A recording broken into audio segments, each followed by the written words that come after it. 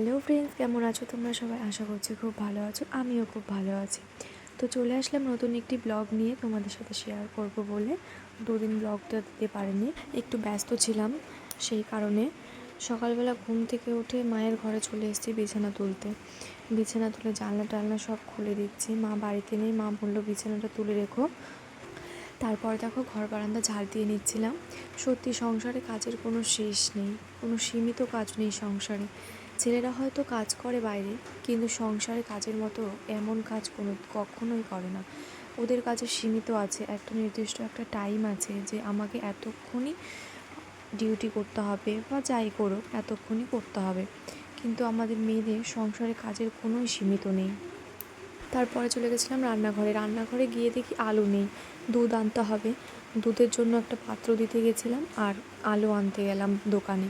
দেখো আমাদের রাস্তা এটা, দোকানে আলু আনতে যাচ্ছি। দুধ নেওয়া হয়ে গেছে, দুধ নিয়ে বাড়ি চলে আসছি। দেখো আমাদের স্কুল মাঠে মানুষ কত ফসল দিয়েছে, রসুন, তারপর লঙ্কা, প্রচুর ফসল দিয়েছে। সত্যি স্কুল মাঠটা আছে বলে আমাদের খুব রান্না করব মাছ আর ডাল। দেখো প্রেশার কুকারে ডালটা বসিয়ে দিয়েছিলাম, ডালটা হয়ে গেছে, নামিয়ে নিয়ে এসেছি। আর মাছের জন্য আলু করছিলাম। তো তারপর দুপুর হয়ে গেছে। দেখো আকাশে কত মেঘ করেছে, হাওয়া উঠছে, ঝড়ের থেকে ঝড় আসার আগের মুহূর্তটাই খুব সুন্দর দেখতে লাগে। কত সুন্দর হাওয়া, নানান কিছু দেখা যায়। তারপর দেখো খেয়ে দিয়ে ঘুমিয়ে পড়েছিলাম। বিকেলবেলা ঘুম থেকে উঠে দেখি বোন চলে এসছে।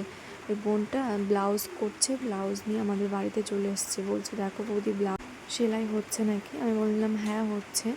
তারপর দেখো আমার ভাসুর মানে দাদা খাবে, তাই মাছ ভেজে দিচ্ছিলাম 2 পিস। মাছটা কেমন হয়েছে ভাজা তোমরা অবশ্যই কমেন্ট করে জানিও। আগে কিচ্ছুই রান্না করতে পারতাম না, এখন তাও টুকটাক হয়ে যায় রান্না। দেখো বিকেলবেলা ছাদে উঠেছে, ওই যে সোনাটা দেখেছো কেমন করে তাকাচ্ছে, ওখানে ডাকছে, বলছে ছোটো মা কী করছো তুমি? ছাদ থেকে আমাকে বলছে, আমি বারান্দায় বসেছিলাম, ডাকছে। তো রাত্রে খাওয়া দাওয়ার পর চলে এসেছি ঘরে, মশারি টানাবো, তারপরে শুয়ে পড়বো। আমার মতো মশারি টানাতে কার কার আলসি লাগে অবশ্যই কমেন্টে জানিও। আমার তো প্রচুর আলসি লাগে মশারি টানাতে। আমি তো প্রতিদিন রাত্রে ভাবি যে আমাকে যদি কেউ একটু মশারিটা টানিয়ে দিত তাহলে কত ভালো হতো। আমার বর যখন বাড়ি থাকে তখন বরকে মাঝে সাঝে বলেছে একটু মশারিটা টানিয়ে দাও তো, তখনও মশারিটা টানিয়ে দেয়। তো বর তো সবসময় বাড়িতে থাকে না, কাজের সূত্রে বাইরে থাকে, তো মশারিটা আমাকেই টানাতে হয়, আর কি আর করার।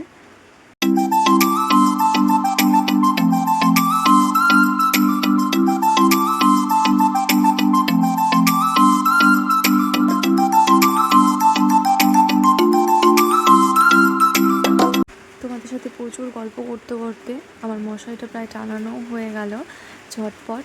আমি তো ব্ল্যাঙ্কেট ঢোকাইনি এখনও। মাঝে মধ্যে বৃষ্টি হচ্ছে, ঠান্ডা পড়ছে খুব, এর জন্য ব্ল্যাঙ্কেটটা ঢোকাইনি। ভাবলাম আর কিছুদিন পরে ব্ল্যাঙ্কেটটা ঢোকাই। আমার মশারি টানানো কমপ্লিট। এখন মশারির ভিতরে ঢুকে মশারিটা গুজে নেব চারদিকে, নাহলে মশা ঢুকবে। তো মশারিটা গুজে নিচ্ছি দেখো। তো আজকের ভিডিওটা এই পর্যন্তই। সবাই ভালো থেকো, সুস্থ থেকো, and like, comment, share and subscribe করে দিও।